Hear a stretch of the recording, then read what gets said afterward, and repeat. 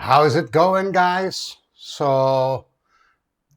This is actually a voiceover of myself unboxing a special GPU. This actually happened like a week ago, and I'm in a suit. I was coming from a wedding, but I was so excited about this GPU that I didn't even took the suit off. Okay, there are some CPUs to your right, but you can ignore that. Uh, the GPU we are unboxing right now is actually an Radeon MI50, which is a server GPU, but the design is the same one as the Radeon Pro 7 and pretty much the same as the desktop GPU, which is the Radeon 7. And at least in my case, it was brand new. It came with a very low quality adapter because the display output is actually a mini display port, which is not very common in the PC world. But either way, it's very low quality. It's only able to display up to full HD 60 hertz. So okay, I have links in the video description for the GPU, the cooler that you will need, and a better quality cable. So what I have in hand, it's a server GPU that has absolutely no cooling. I thought about testing this before when I saw various channels talking about it, but none cared about the cooling. They just turn it on with absolutely no cooling device attached. And I don't know if you guys noticed it, but uh, the GPU is really brand new. I can't guarantee that you guys gonna get the same brand new ones, but at least the two that I've got, they are new. So what I was planning to do was to connect the GPU to the computer to see if it's working, and then do the mod to actually get some cooling working on. But as you guys are about to see, it wasn't so simple because the GPU, the VBIOS, the BIOS that came in the GPU, uh, did not have any display output. And I had a wrench, which I'm going to explain right now, that the GPU shipped, it's an MI50, but it was shipped with the regular Radeon 7 BIOSes. And the Radeon 7 do not have a mini display port output. I had to connect an RX 5080 just to display, just to have some video output. But what I think that is happening is that there is no code in the Radeon 7 regular BIOS for the mini display port output because the GPU does not have it. So I was looking into the Pro version that has 6 mini DisplayPort outputs. So we had much better chance of success. And as I was saying in the beginning, they are the same GPU. Aside from small changes in the power connector, they are the same GPU. So what I'm gonna do right now is flash the GPU that has the Radeon 7 BIOS with the Radeon 7 Pro BIOS. And then we will have display output. And then, okay, so now we are in the Pro BIOS. And you see that now I have support. I forgot to tell you uh, a couple minutes before, but now we have PCI 4 support because the Pro version has PCI 4 support. Don't mind the CPU I was using on an old computer on purpose. Even though I do like Xeons quite a lot. And you can see that all the sensors are working. We have a lot of sensors. And I will leave instructions, and you can join my Discord server for the BIOS file if you don't feel like downloading it from Tech Power Up. But it's like 3 lines to change the BIOS, and you have a working GPU with video output. And I will tell you even more than I knew, because this video was pretty much like an unboxing thing. So I didn't know much about the GPU, but now I know that you can even force it to use more power and give like 5 to 10% better performance with power play tables. But this is going to be covered in a next video. Okay, so now I'm gonna tell you that I need 2 versions of ATI Flash. I need the version 5 to use the driver installer, and I need the 2.92 or 93, I think, to flash the VBIOS. Okay, so I'm showing this right now. Okay, it's actually, yeah, it's 2.93. That's it. I have them both here. The 293 is actually this one. It's in the root. And then you guys need the Pro BIOS. This is the official Tech Power Up BIOS list, but I will use this VBIOS, but I will end up using the Lenovo. I don't know if this is the proper spell in English.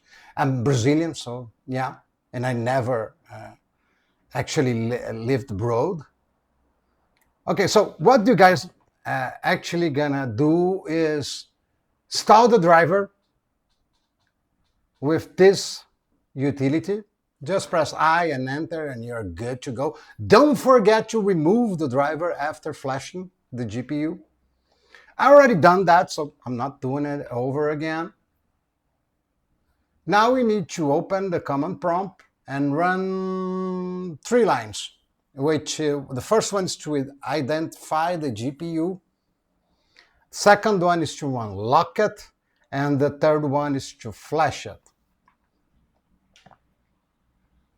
I have just one VBIOS in this video, but it's good to list, to be sure, to list all the ROM files to be sure on what file are you using to flash. Okay, it's gonna list all the GPUs that you have.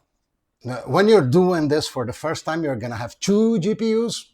I only have one because mine is flashed already, so it has working video output. Then I will unlock it, which is the second line. And we're gonna flash it with the OEM Radeon Pro BIOS. And right after, I will find a third-party upload in Tech Power Up with the Lenovo BIOS, and we are gonna use it because it's newer. Okay, so now we are unlocking the flagship, and this is the actual line to flash the GPU. And I did a small mess here. Okay, so I'm pointing to the right BIOS now. Every time you press enter, the error that you guys just saw will pop, but you can just press OK and it's gonna flash properly.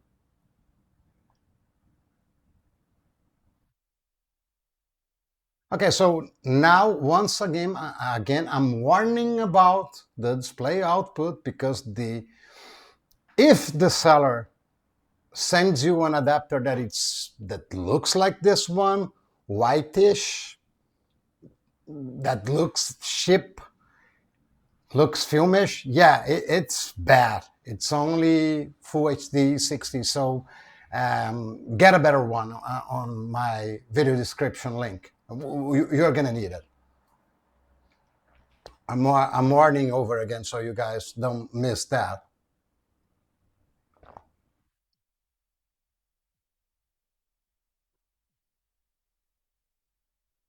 Okay. Uh, I'm giving quite a lot of focus on that because sometimes you can see 4K as we are seeing on my screen, but the actual video output is Full HD. Okay, so that is that. Um, I had some issues with the Xeon. I mean the X99 platform when I had two GPUs after flashing. The booting time was super long, but they were still working after all. Ah, I was speaking about the links and the video description. I have a QR code here in case you guys wanted to give me some sort of a tip for the content I'm providing.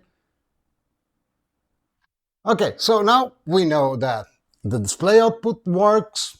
The GPU needs a video GPU. The GPU needs a BIOS flash for it to work, but it does work and it does work pretty good. You need a better quality adapter,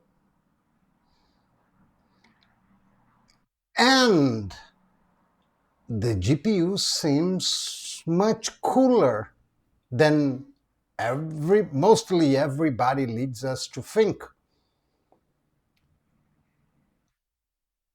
Okay, so I'm gonna give it another cut. Now we are in the Lenovo BIOS. You see, it's a little bit newer.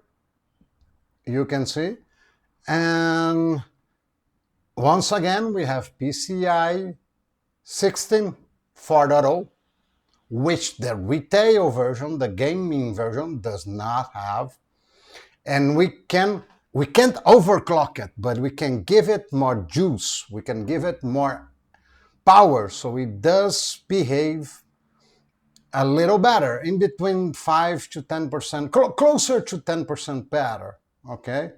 Once again, I'm not covering this on this video, and depending on how it goes, because I'm doing this in English by request. I had some requests to do it in English because there is not a lot of content about this GPU, and this GPU it's usually around $120 in China. And now I have a much better design. I have a 3D printed adapter. But when I was testing it, it's just a blower cooler. Any blower cooler will do with duct tape. I don't even know if there. I know it's just there. There's not even duct tape, and you guys can see it's not a perfect fit. It's just there. But there is a benchmark running, and the temperatures are super good. At this point, I decided I would not open the GPU. There's no need. It's cold enough with just a blower cooler. So um, since it was day one, I had no 3D printed adapter to work with, but now I do. You can see it here.